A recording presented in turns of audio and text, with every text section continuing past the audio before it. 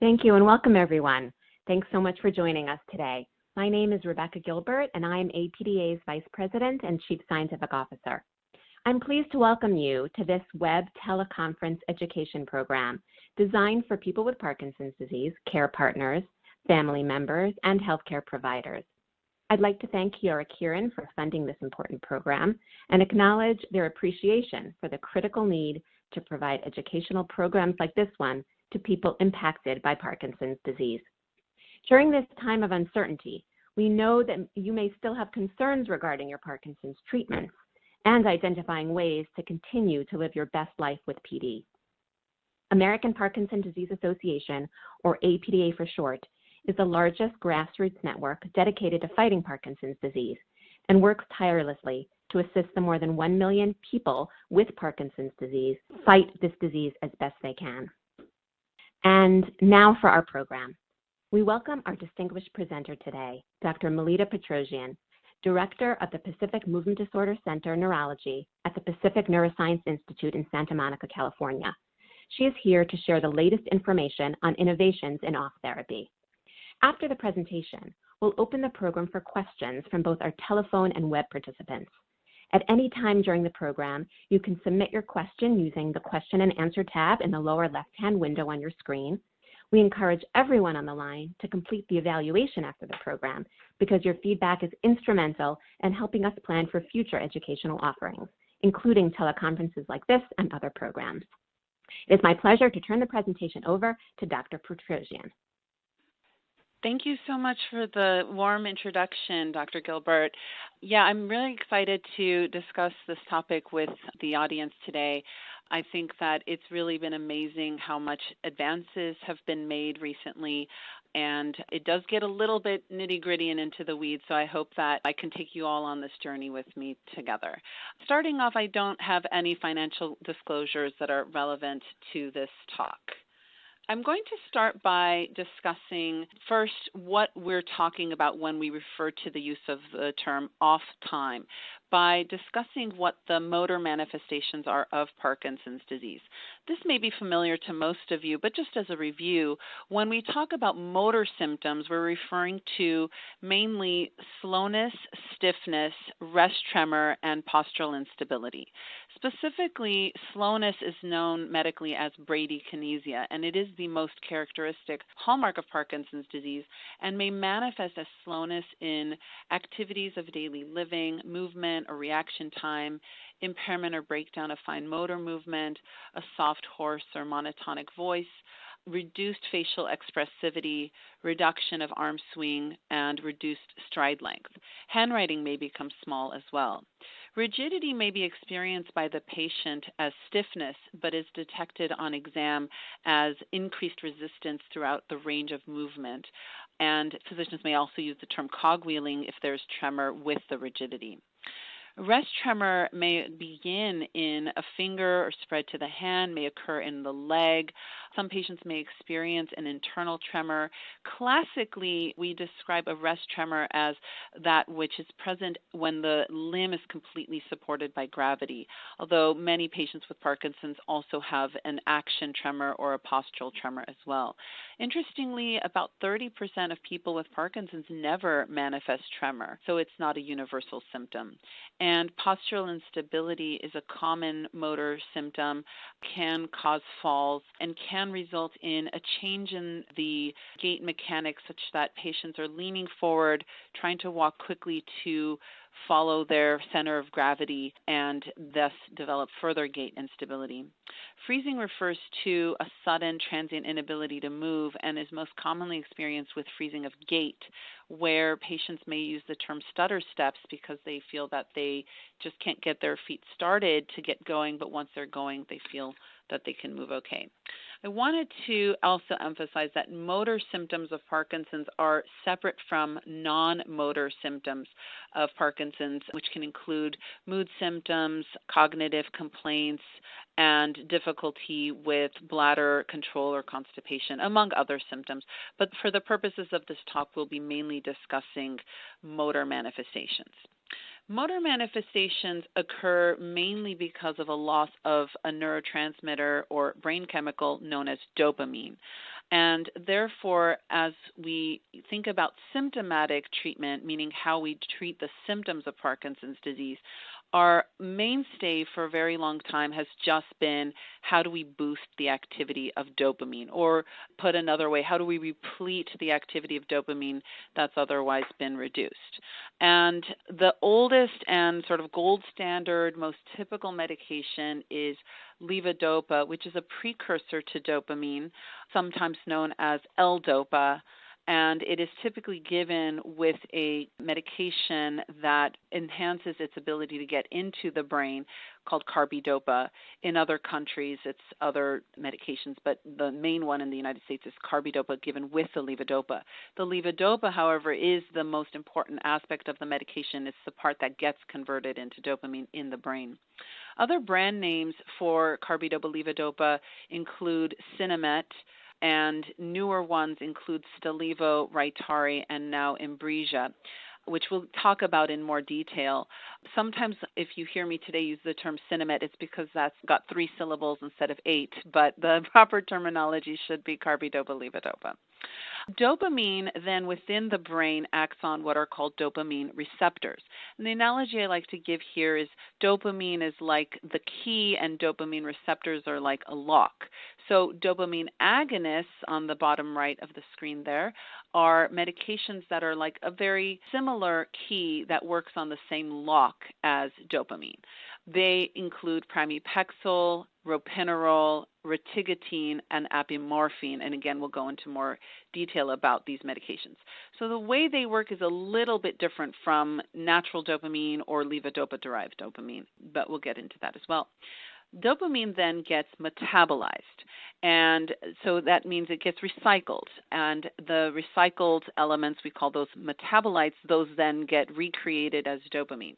So the process of metabolizing or breaking down dopamine are using enzymes known as MAOB and COMT, which works on levodopa. And so we can actually reduce the activity of these enzymes, thereby reducing the breakdown or metabolism of dopamine or levodopa and boost the activity of dopamine.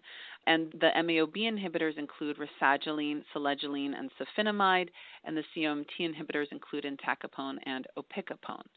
And the concept of sort of going through all these medications is just to give you a map of where everything is in the process, but we'll go into sort of the pros and cons and the nuances between these medication groups.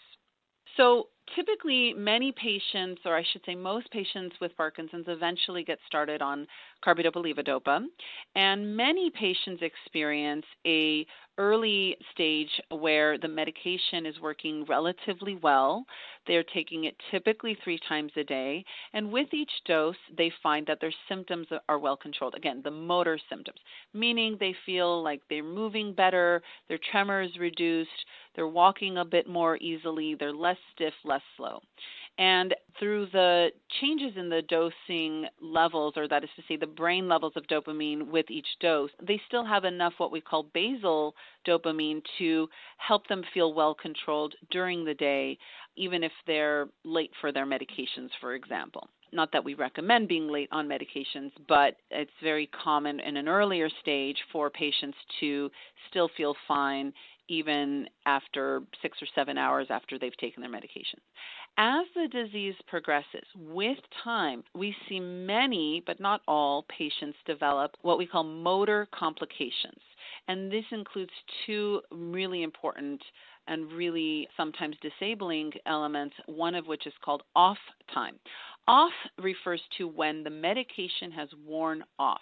Patients with motor off symptoms experience stiffness, slowness, recurrence of tremor, essentially a recurrence of the symptoms of Parkinson's they had before they started taking levodopa. And this can result in difficulty with getting around, driving, walking, predicting when they can be, where they need to be, etc. And in the same analogy of the 3 doses, a patient may experience a very short period of time in the what we call on stage, which is when their symptoms are well controlled, and then they may have what is sort of simplistically thought of as an overshoot, where they are on, but they have what are called dyskinesias. Dyskinesias is Greek. Dys means abnormal, kinesia means movement. So dyskinesias refer to abnormal, involuntary movements. And these can be very mild, can manifest with just a mild head movement or lip or finger movement, only with activation of other body parts. They can be minimally experienced by the patient but noticed by the family member, or they can be bothersome, noticeable to the patient, but only about 20% of people with dyskinesias are actually describing them as bothersome or disabling. So dyskinesias are much more common than the subset where they're really bothersome to them. So it's relatively common in certain stages of Parkinson's to experience a day where they're swinging wildly between being off or dealing with dyskinesias and not enough time spent in the well-controlled period. And this can occur because either the medication has worn off too quickly, has not kicked in quickly enough, or sometimes a dose just doesn't kick in at all, and we call that no on. Some patients also experience non-motor fluctuations where they experience with their off time, in addition to the motor or physical symptoms, they may feel anxious, fatigued, cognitively off, or nauseous, or experience sensory symptoms such as pain. And this is a more recent understanding of what we call off symptoms. So this is something that can also be relevant. How do we evaluate for motor fluctuations? Well, what we often do clinically is we just ask the patient and or the family member, how is the medication doing?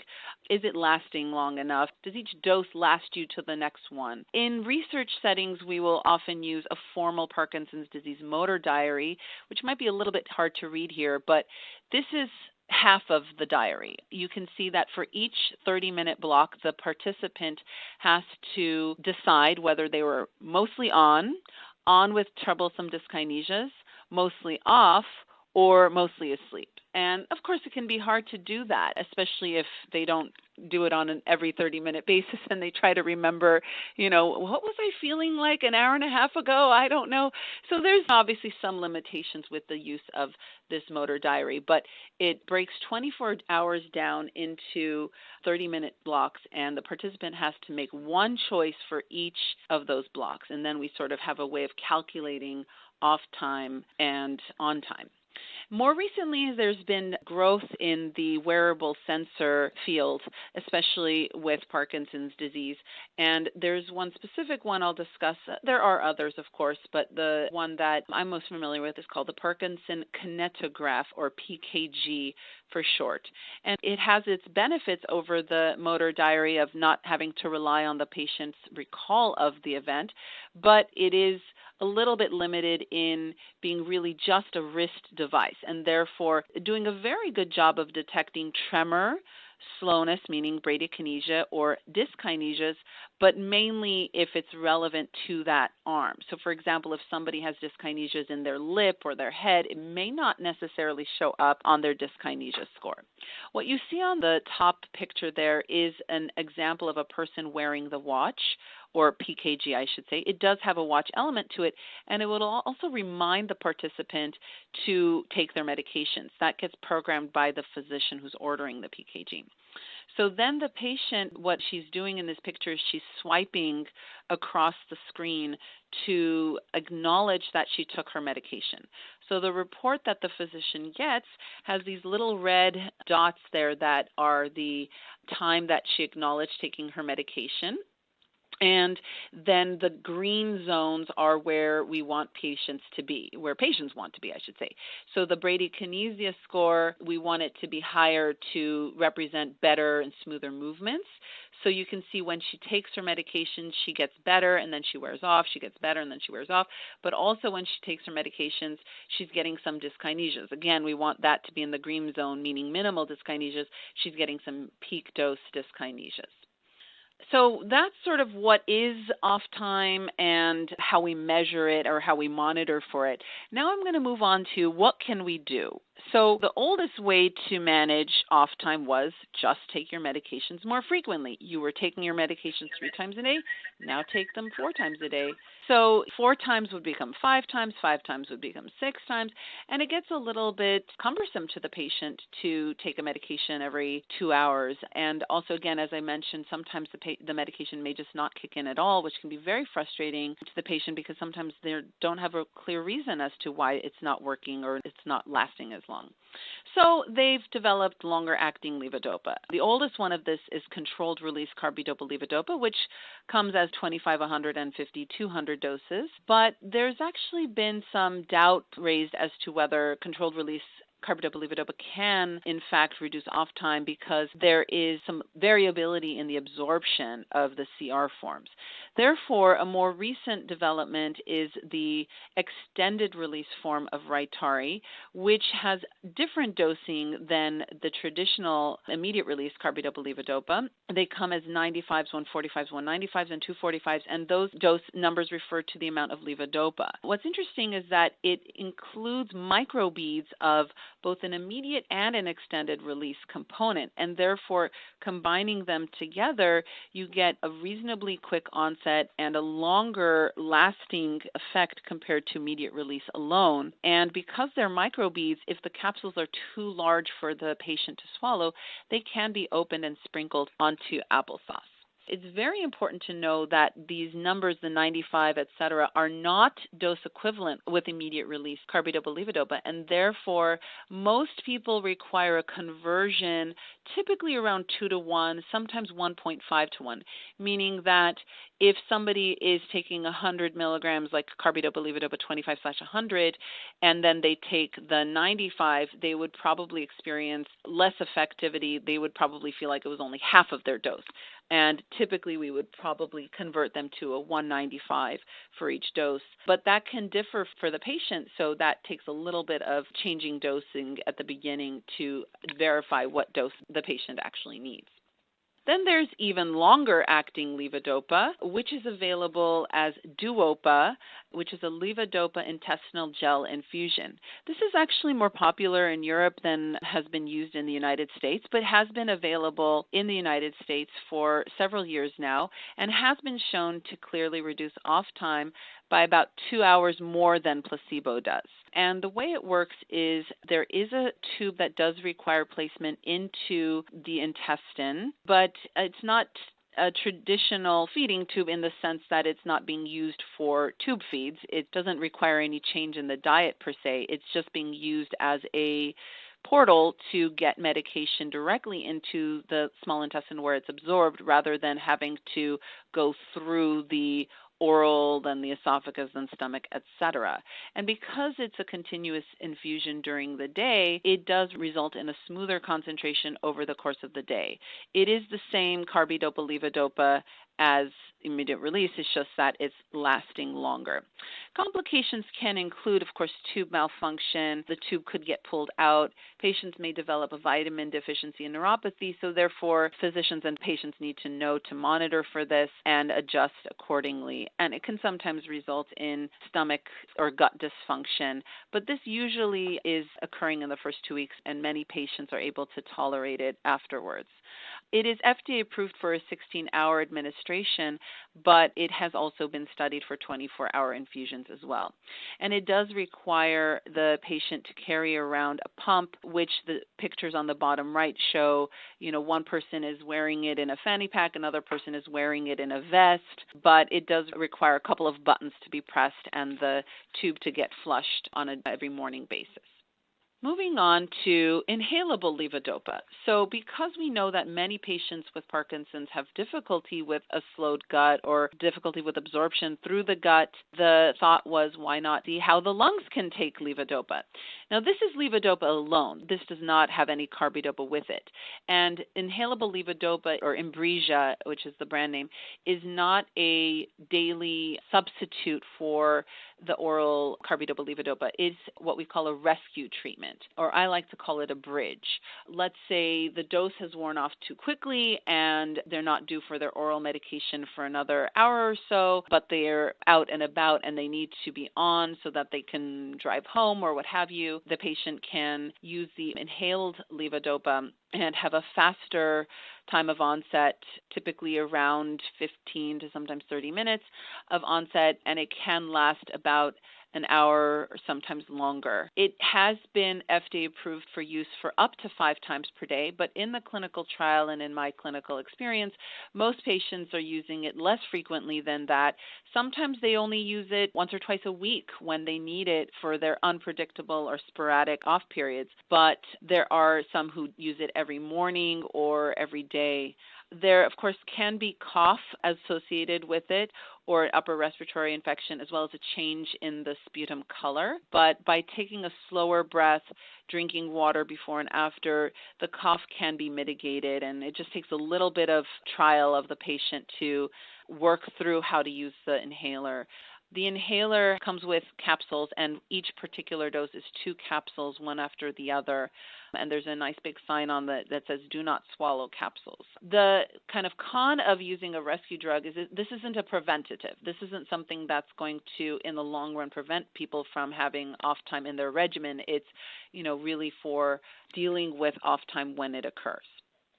Future options for levodopa delivery include other non-oral formulations, such as subcutaneous levodopa. There are 2 medications that are in phase 3 trials now. One of them is made by Neuroderm and the other one's made by AbbVie. And these are patch pump forms of carbidopa-levodopa.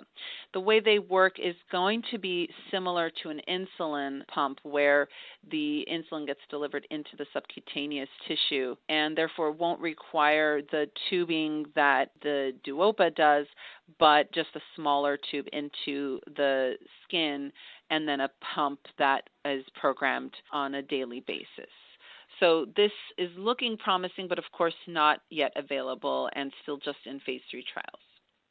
Also thought to be promising is an accordion pill technology, which the folded shape of the accordion is thought to help make the medication last longer in the GI tract. However, a recent phase 3 trial did not meet the primary endpoint of improving off time, though a secondary analysis found higher doses were more effective, and therefore a new phase 3 trial is being planned for this technology.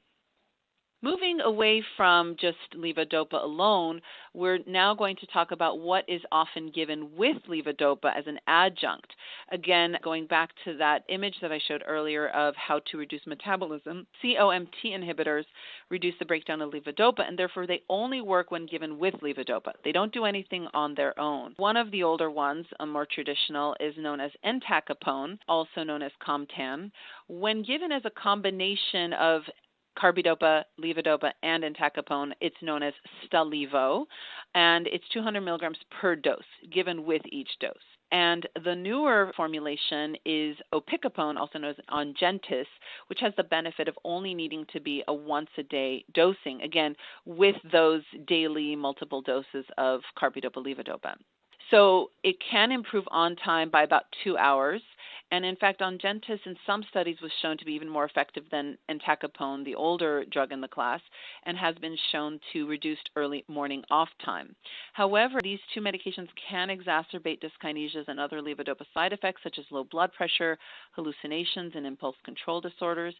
They can cause somnolence and constipation. Entacapone, but not opicapone, can cause a discoloration of the urine, which isn't really a major issue, but just patients need to be aware of it so they're not alarmed when that happens.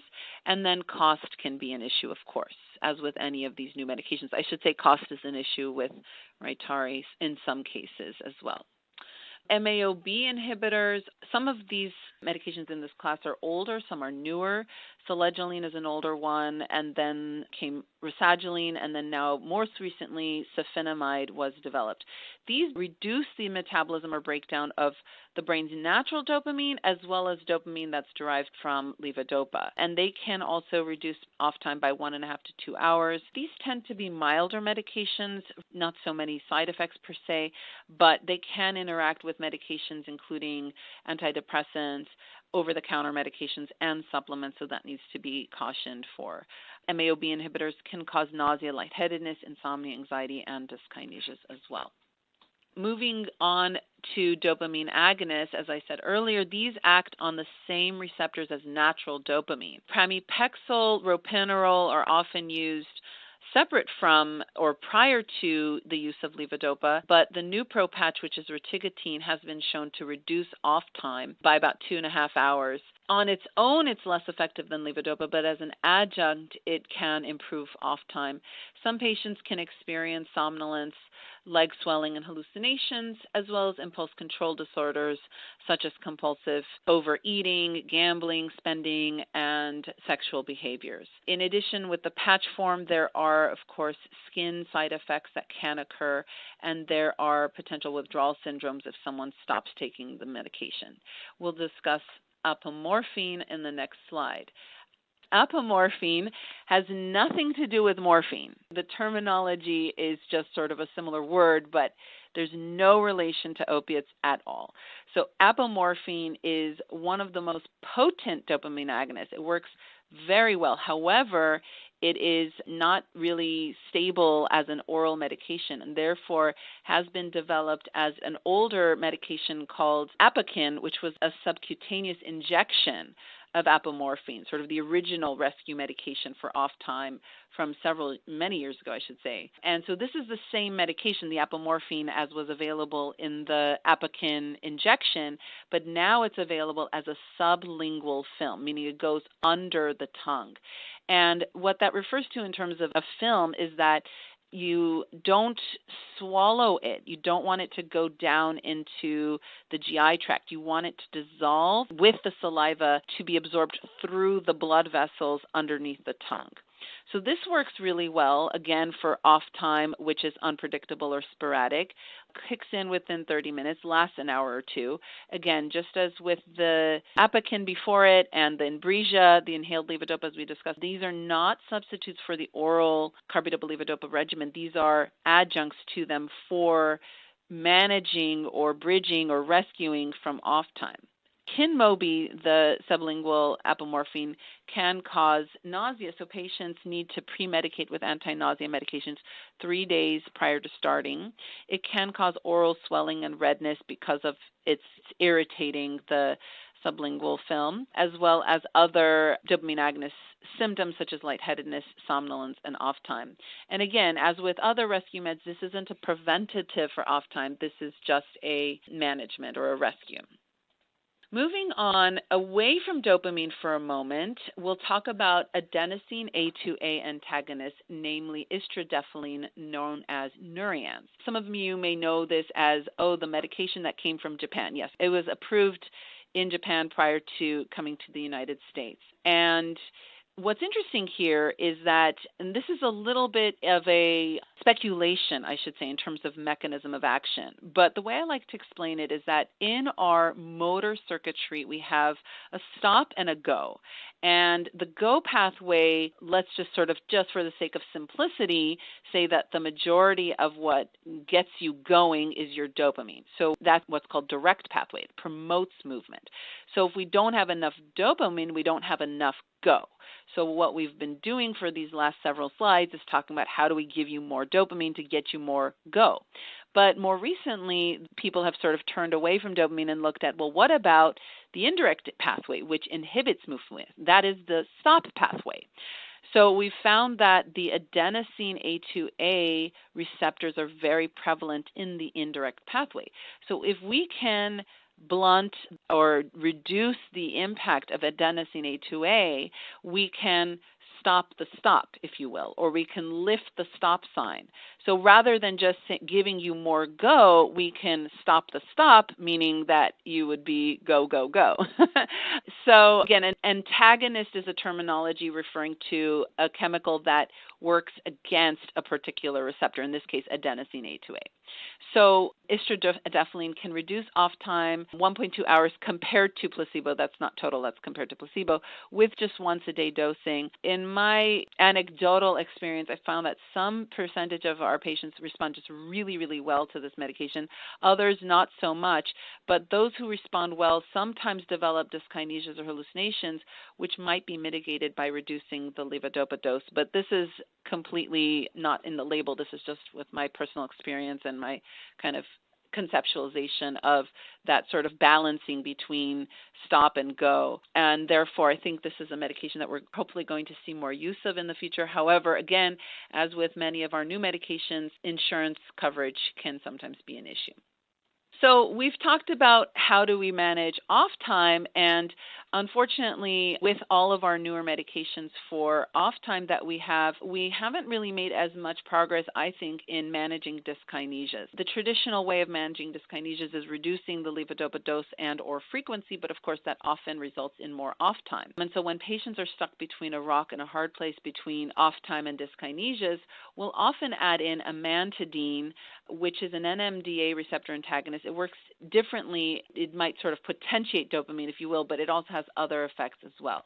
So it can improve the efficacy of levodopa, but can reduce dyskinesias. The problem is that some patients can't tolerate amantadine, and they can have insomnia, hallucinations, or edema. And the two new medications that got approved earlier in this past few years are both long-acting forms of amantadine, namely Gocovri and Osmolex.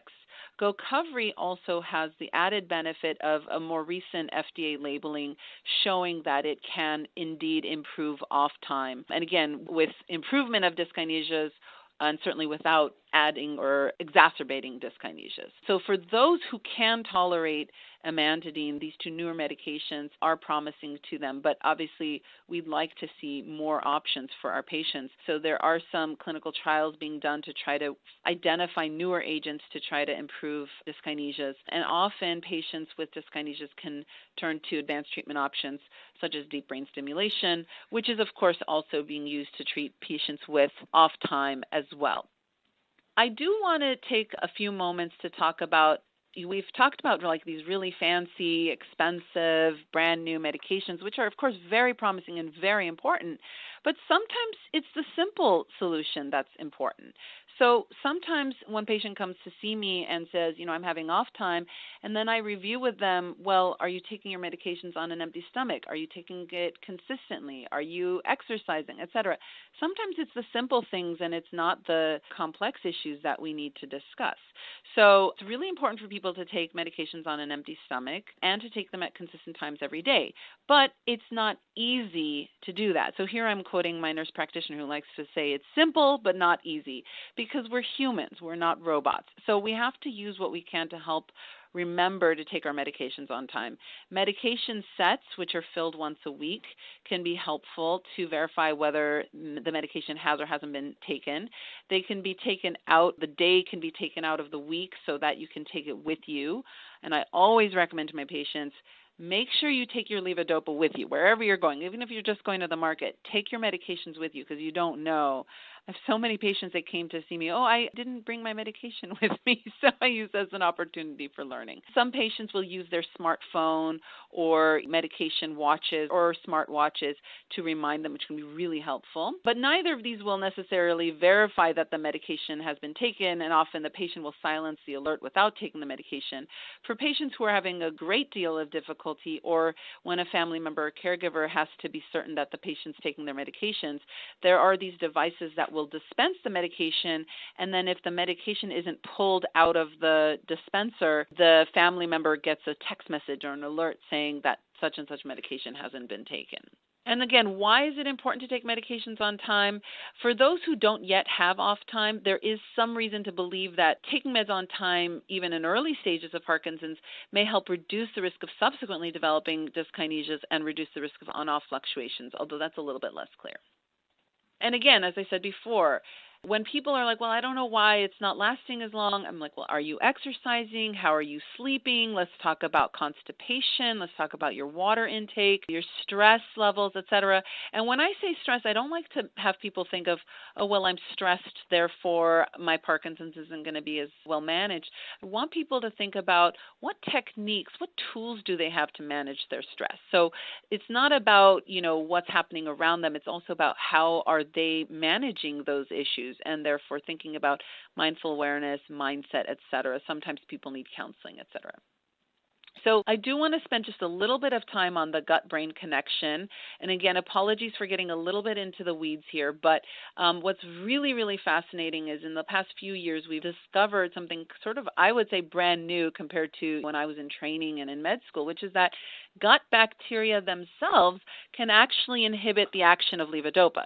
So sometimes when patients are like, I'm doing everything, I'm exercising, I'm taking my meds on time on an empty stomach, why is it not kicking in, or why does it not last as long this day compared to the other day? I wonder about whether their gut bacterial levels are playing a role. And so this is still, again, an area of research in terms of how does that translate to action. But what's interesting is that what can happen is that the enzymes of gut bacteria can themselves inhibit levodopa action. This is a review here, this slide, where the gray line is the blood-brain barrier, and levodopa has to cross from the gut into the brain in order to be active, in order to have its positive effects of reduced tremor, slowness, and stiffness. However, when it gets broken down by an enzyme called dopa decarboxylase in the periphery, and it gets converted into dopamine, I shouldn't say broken down, I should say when it gets converted into dopamine in the periphery before it makes it into the brain, that can cause nausea and lightheadedness. So when they discovered this, they added an inhibitor of dopa decarboxylase, in our case carbidopa. And in fact, fun fact of history, that's where they came up with the term cinemet, because it was sort of a play on the Latin sin meaning without and emet for emesis meaning nausea. So before, when it was just levodopa being administered orally, people were developing a lot of nausea and vomiting, and when they added carbidopa to get it into the brain, there was much less nausea and vomiting, and therefore cinemet.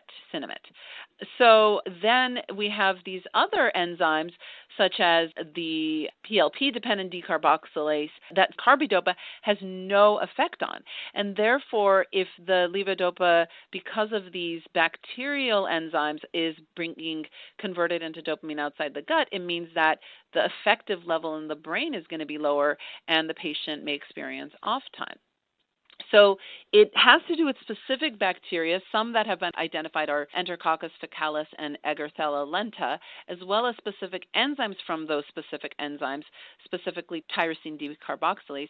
And even there's been identification of specific genes from those bacteria that code for these specific enzymes. So this is really promising in terms of moving forward, in terms of how do we identify either the bacteria, the enzyme, or even the genes to then understand whether somebody's having difficulty with their levodopa metabolism. What's also interesting is that as the years go by, as well as with prolonged use of levodopa, there's an association with more of these quote-unquote bad bacteria, the TDC gene-carrying bacteria. And so then if they're having altered levels of gut dopamine, there's a theory that that's associated with impaired gut motility, small intestinal bacterial overgrowth, worsening of motor fluctuations, higher doses, and then presumptively that might be associated with then having more abnormal bacteria, or the sort of bad bacteria resulting in a vicious cycle.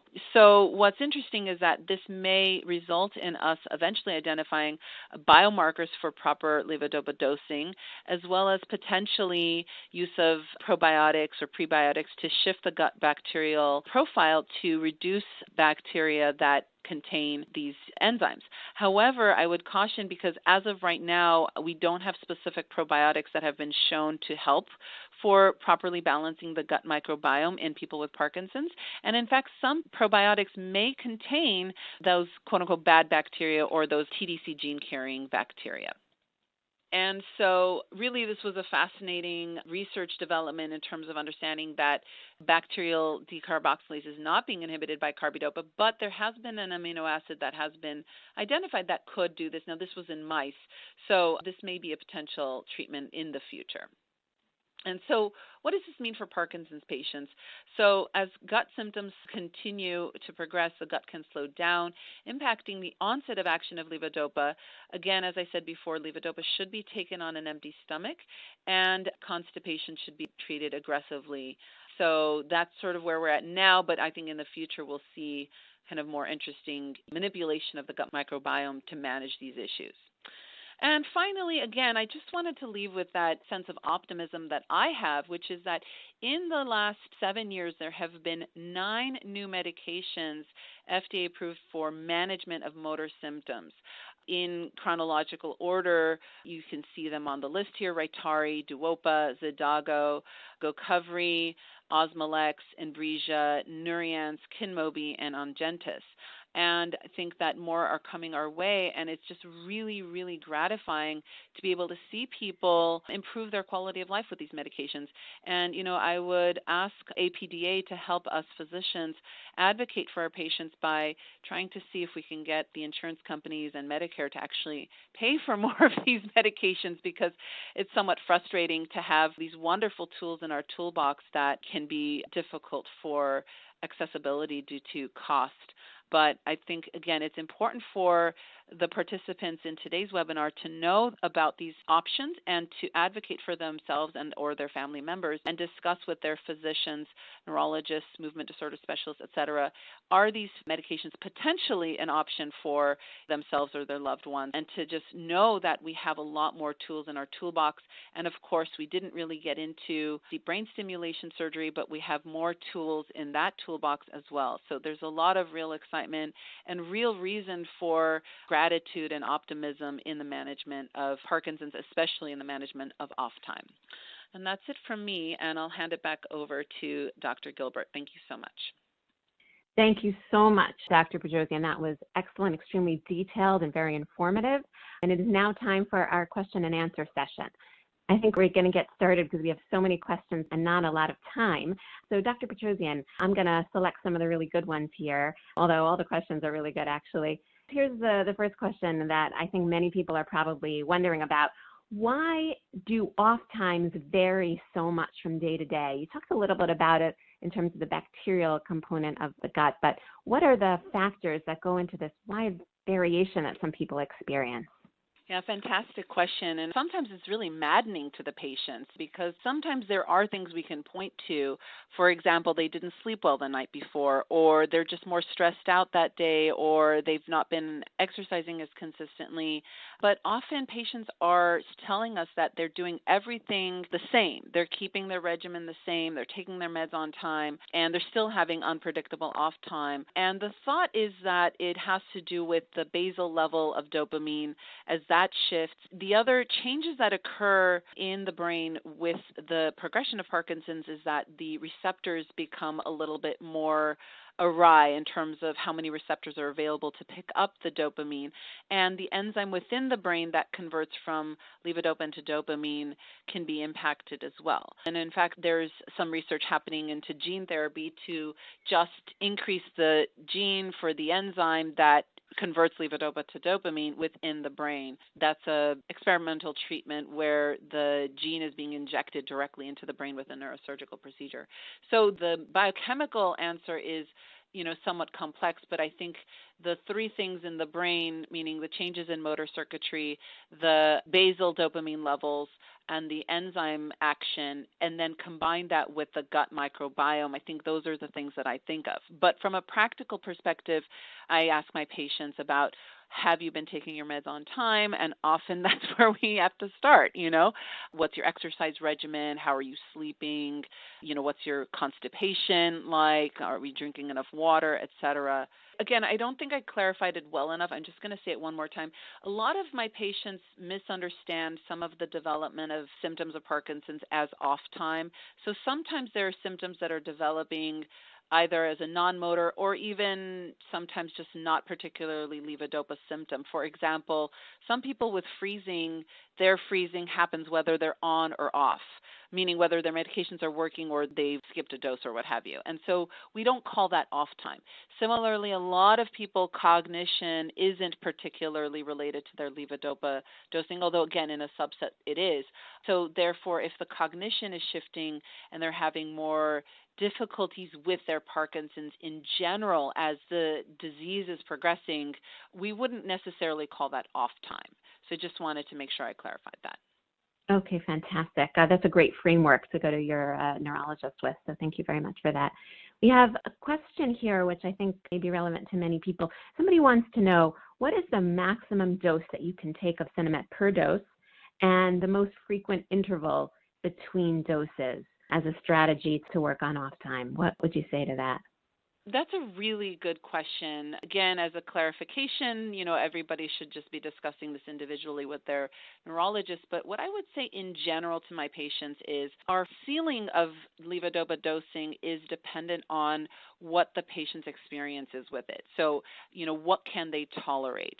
But from a practical perspective, per dose, I don't tend to push my patients very much past 300 milligrams of levodopa in the immediate release formulation.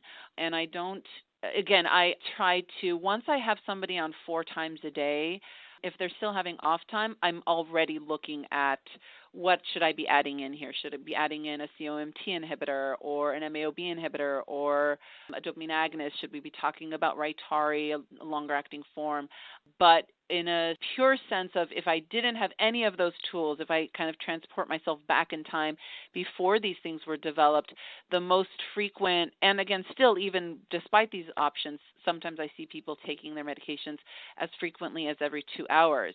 I worry when people are taking them more frequently than that because the doses can sort of build up upon themselves and really exacerbate the risk of dyskinesias and hallucinations and other side effects of levodopa. So I find that it's just not a road I want to take my patients down if we're starting off. So that's why I start to discuss all of these newer options when we're already at that 4 times a day, meaning every 3.5 to 4 hours mark. That's when I start to talk about it. Fantastic. Thank you so much for that. We have a great question here about using a combination of immediate release and extended release carbidopa-levodopa, potentially to achieve the same effect as Rytari, or maybe use Rytari in combination with immediate release. Do you ever do those kind of combinations? That's a fantastic question. It certainly has been done a lot before the development of Rytari. I find Rytari just a bit smoother and easier to utilize than that combination, but for people who, for whatever reason or cost reason, I've certainly seen people use that combination. Again, the question about the controlled release, the older controlled release, not Rytari formulation, is whether it's consistently absorbed. And I think probably, as with Rytari, that we have to do a dose conversion, we probably have to do a dose conversion of the controlled release carbidopa as well. As I showed in that one slide, the Rytari has 3 sort of components to it, may mean that it works just a little bit differently in terms of how quickly it kicks in and lasts. But I think if some of my patients, if they've gone that route and they've found something that works for them, then it's a good thing to continue. Certainly, it doesn't necessitate a switch if it's working for them. Okay, wonderful. We have a question here about leg cramps. Can leg cramping or foot cramping be a sign of off time? Great question. Again, important to discuss the specifics with a neurologist who's examined you, but the short answer is yes, they can be. Sometimes that is a representation of dyskinesia, which we call dystonia. Cramps are a very kind of broad term, so it's important to try to understand with each individual patient what they're referring to. But yes, sometimes patients can have not just on-time dyskinesias, but also off-time dyskinesias, which often manifest as dystonia. And again, that's another Greek word, dys meaning abnormal, tone meaning the muscle tone or posture. So sometimes the toes are curling down or the foot is moving in, and it's a manifestation of dystonia. Although I've certainly seen people develop dystonia from Parkinson's before they even get started on any levodopa. So it's not necessarily levodopa-induced, but it can be a manifestation of off time.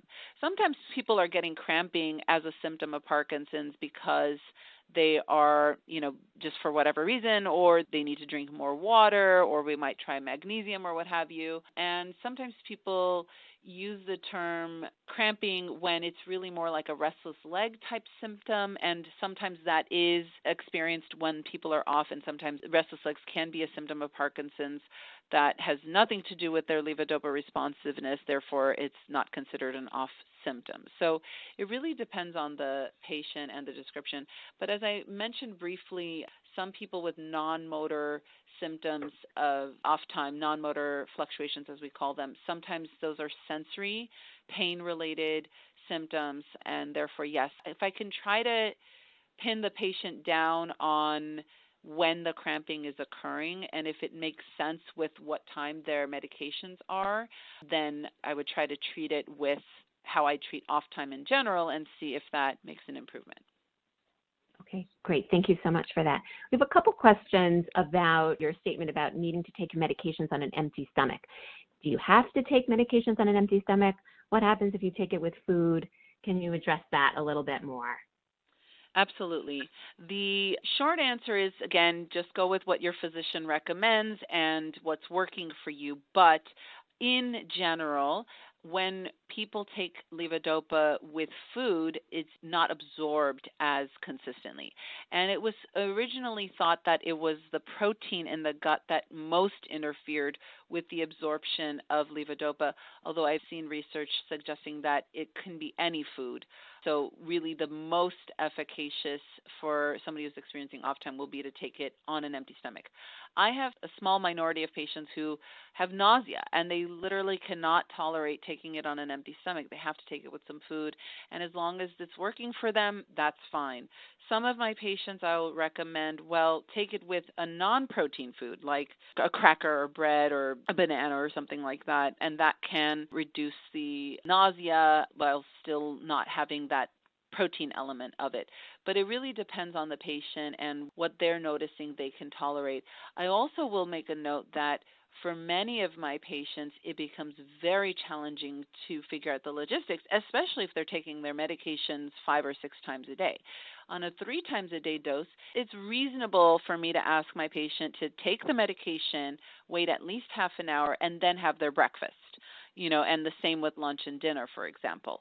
But for somebody who's taking their medications every 3 hours, by the time they're done eating, they might be due for a dose again, and therefore it can be quite maddening to the patient. So my general recommendation, and again, this is something that varies quite a bit physician to physician, so please discuss this further with your physician, but my suggestion is take your meds on time. Let's say it's a 3 times a day dose. I'll say 7, noon, and 5. And then I would say try your best to have your meals such that there's a half an hour gap.